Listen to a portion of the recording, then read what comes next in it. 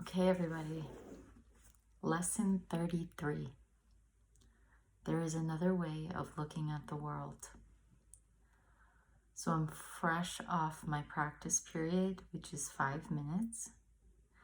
And in our practice period, we look about ourselves. I feel so calm. I feel like, which shows how meditative these lessons are. Wow, so cool. I think I wouldn't feel as relaxed if I was simply purely trying to still my mind, but instead really looking at it. So the practice is to look around you, so the outer world and the inner world like seamlessly transition back and forth, unhurriedly. Inner and outer world, what are you seeing? And apply the thought, there is another way of looking at this. And what I noticed was, again, I don't know if anyone else is experiencing this, but when I'm looking at my outer world, I'm often seeing flaws. And then I noticed as I looked at my inner world, I was noticing my motivation. Like, it's interesting, these kind of major time periods were coming to me. First, people were coming to me, then some random things like bow ties. It's like, what do I even do with that? And should I go there or whatever? I went there for a second and left. But I was thinking of like a job I had, and what came to me as I said, there is another way of looking at this. It was like, I was probably striving in the job, mostly performing in the job. And there was like a whole, what the lesson is teaching us, there's just another way of existing in this world. And there's another way of looking at everything.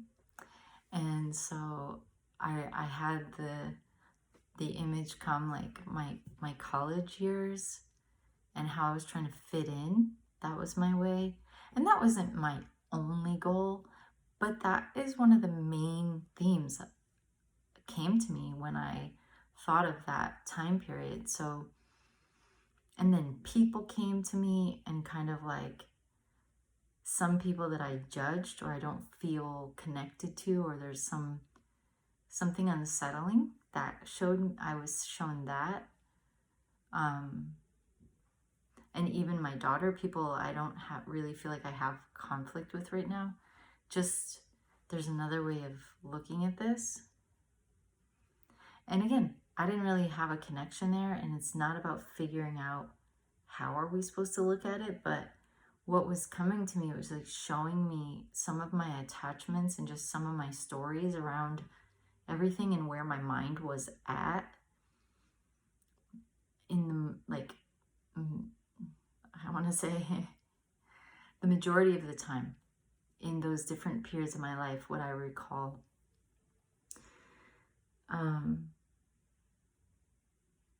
Yeah. But this came to me, I was applying it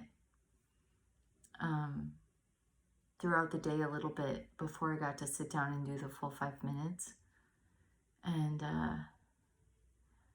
very helpful if there's something unsettling going on. And just overall relaxing. That's all I can say. And maybe, I don't have Justine tonight. She's downstairs. Wow, it just feels like such a stress reliever.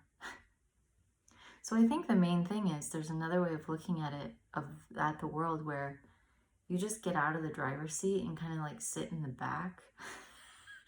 Like you would, like how it's different if like my limousine driver or my taxi driver or my Uber driver, I don't have to actually make the drive. I can just sit in the back and be driven.